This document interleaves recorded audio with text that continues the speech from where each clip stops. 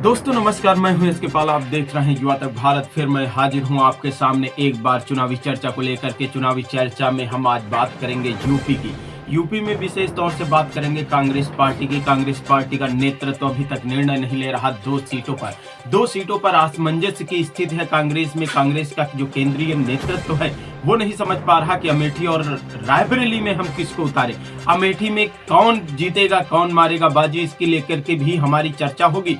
लेकिन उसके पहले हम बता दें कि कांग्रेस पार्टी अभी तक निर्णय नहीं ले पा रही है कि अमेठी से राहुल गांधी लड़ेंगे या वायनाड से लड़ेंगे। इसकी स्थिति अभी साफ नहीं कर पा रहे। वहीं पर प्रियंका गांधी भी सामंजस्य बताया जा रहा है, जुटाया जा रहा है कि प्रियंका गांधी भी रायबरेली से लड़ सकती, लेकिन अभी तक क्लियर नहीं कर पा रहे कि कहां से लड़ेंगी। अमेठी और रायबरेली की दोनों सीटों पर सामंजस्य नहीं जुटा पा रही है कांग्रेस। और पूरी तरह से हम आपको बता दें, कांग्रेस की स्थितियां भी ठीक नहीं दिखाई दे रही। हमारे साथ हमारे विश्लेषक के एस शर्मा जी जुड़ चुके हैं। के एस शर्मा जी, क्या स्थिति आपको लग रही, कैसा लग रहा है अमेठी और रायबरेली को लेकर के? क्या असमंजस्य है कांग्रेस पार्टी में? किसको उतार सकती है, किसको बना सकती है प्रत्याशी, इसको लेकर के बताइए जरा, अपने विचार रखिए के एस शर्मा जी। साथियों, आने वाले लोकसभा चुनाव में उत्तर प्रदेश की 2 सीटें रायबरेली और अमेठी कांग्रेस पार्टी के लिए गले की हड्डी बन चुकी हैं। ऐसा मैं क्यों कह रहा हूँ, इसके पीछे कई वजहें हैं। रायबरेली और अमेठी ये दोनों सीटें गांधी परिवार की परंपरागत सीटें रही हैं। यहाँ की जनता ज़्यादातर लोकसभा के चुनाव में गांधी परिवार पर अपना प्यार लुटाती आई है, लेकिन पिछले लोकसभा से कुछ सभी समीकरण बदल गए हैं।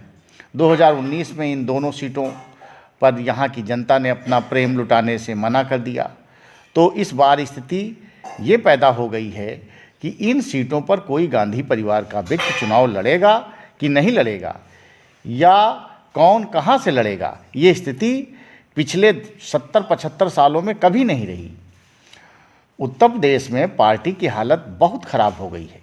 पार्टी पूरी तरह से उत्तर प्रदेश से साफ हो चुकी है। यदि हम पिछले विधानसभा की बात करें तो कांग्रेस पार्टी को मात्र 2.3% मत मिले और उनके खाते में केवल 2 सीटें आईं। इसके बावजूद कांग्रेस पार्टी का ये हाल है कि रस्सी जल गई है लेकिन ऐंठन नहीं गई है। राहुल गांधी उत्तर प्रदेश की अमेठी सीट से चुनाव लड़ेंगे या वायनाड से चुनाव लड़ेंगे, इसका फैसला वह स्वयं नहीं कर पा रहे हैं। या दोनों सीटों से अपना भाग्य आजमा सकते हैं, लेकिन वायनाड की सीट पर भी उनकी लड़ाई आसान नहीं रहने वाली है, क्योंकि इस सीट पर सीपीआई ने अपना उम्मीदवार एनी राजा को मैदान में उतार दिया है। ये सीट सीपीआई की परंपरागत सीट रही है, लेकिन अब बात करते हैं कि अमेठी और रायबरेली की, कि क्या गांधी परिवार रायबरेली या अमेठी से चुनाव लड़ेंगे? तो इसका जवाब सिर्फ 3 लोगों के पास है, सोनिया गांधी, राहुल गांधी और प्रियंका गांधी।